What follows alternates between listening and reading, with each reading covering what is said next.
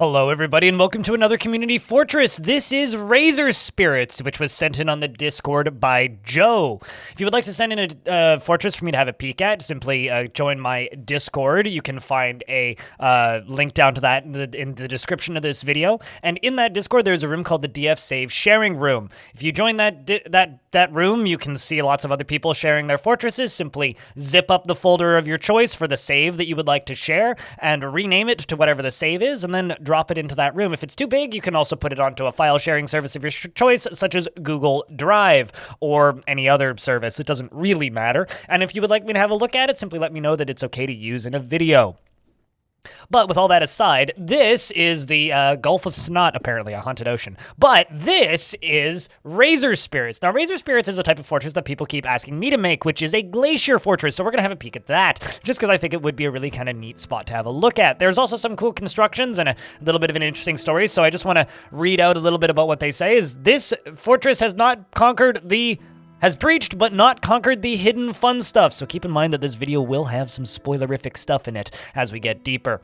But let's dive in, shall we? So the first thing we see is this glorious helicopter landing pad for any Kit Fox advisory panel members that would like to speak with this fortress. I think this is really cool. I actually built one of these out of gem glass windows and various types of rock right before the game released on Steam. It's kind of neat to see people still doing stuff like that. We can see a pile of vomit, very fitting, and we also have these kind of neat underground temples. So let's just get into what this actually is. I'm assuming with these, they are using this as an opportunity to cause an old bug to happen. Essentially, if an area was once exposed to sunlight and had floor built over top of it, it's still exposed to sunlight according to the game. So these dwarves will not be gaining cave adaptation down here. But on this upper layer, we have this lovely little air quotes dry moat here where stuff can't really get in or penetrate their walls in any way.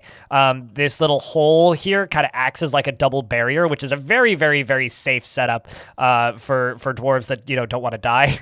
And then they can kind of exit out that way via the moat itself. But it goes all the way around, and it's a very, very secure moat setup. I've built moats not too dissimilar from this in the past as well.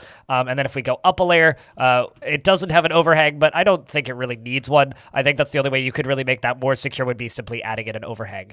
We have obsidian floors, and the surface fortress portion here seems to all be made out of obsidian. We have a bunch of bedrooms. These are a little cramped for me personally, but you could absolutely get away with them. We have a small little library. Then we have a little dining hall, as well as a guild hall called the Lemon Bells. A tavern, not a guild hall. I missaw that icon there. And then we have a little trading zone with dwarves trading for various tasks. And then up above, we have some space and then these nice little roofs. I quite like this roof design, the whole thing kind of linking together into one large building, even though it's open to the elements. We got tame grizzly warbears everywhere. And then the ramps that go down into the fortress. Down in the fortress here, we have various brewing spaces, as well as some different what's it called? Guild halls, I suppose, and then a pasture for animals, as well as a temple. More guild halls, and another dining room, and then a space for trading in the middle, as well as a pile of gems. Now, we can simply move down further via the ramps here in the center to more bedrooms, very well appointed. And we can move a little further down via more ramps to show you kind of where they got all of this obsidian from. This is a lot of obsidian for such a shallow area in the fort. And then as we move down, we have this interesting little minecart setup, I guess, for transporting either crafts or materials around. And stuff gets moved around and dumped into the little locations here. Of course, each one... Oh, I see what these were for. These were... This little minecart setup was for filling up each of these so that they could be magma smelters instead of using wood. Of course, we'll have to follow that minecart track down. There's the places where dwarves no longer awake. And we can go down, and follow this down pretty quickly. It seems to be a rather shallow area. Mix of constructed and non-constructed stuff, and there we go. We're down at the bottom. So very, very, very shallow lava in this area. Not the magma sea necessarily, but this certainly seems to... Oh, no, it is the magma sea. How deep does this map go? I'm suddenly curious. Mine is 70. Okay, that's interesting. Let's just go take a peek at this once again. So very deep cavern layer right off the bat, and this is where the lava has filled up from. So it looks like they push them down and they bounce back up. Lava would be in this zone, I would assume, unless there's some other way that they're filling it, like with pumps or something. I'm not actually sure how they're filling those minecarts. I'd love if Joe could pop into the comments section, perhaps, and explain how this works. And then down here is the first fun spot that is being slowly manufactured out and drained and whatnot. There are a few noticeable brutes in here. This is where the spoilers section starts up. We got Minotaur brutes and all that. And then over here we have another ramp that goes down, down, down, down, down. And this is where things get a little interesting. So this is hell to a degree, but it's also a very weirdly shaped one, from what I can tell. Yeah, there's demon blood everywhere.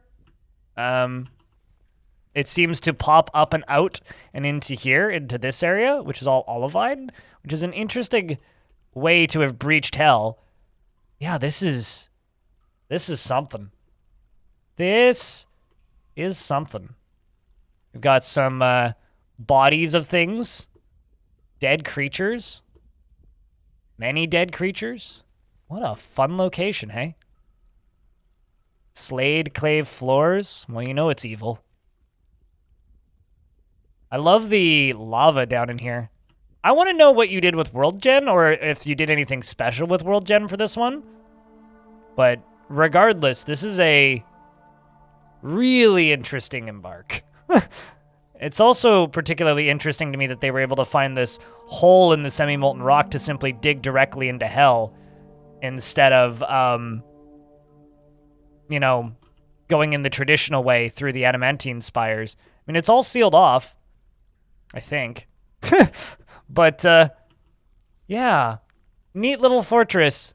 Definitely some intriguing things to see down beneath the depths. I love this. This is probably my favorite portion of this fortress, and looking forward to see more tales about this fortress. That's kind of where I'm at with this. Nice small embark, so frame rate will stay nice and high regardless of how high your population gets. I need to do a fort like this at some point. These types of forts are always cool as heck. And it appears that an artifact has begun. Well, you know what?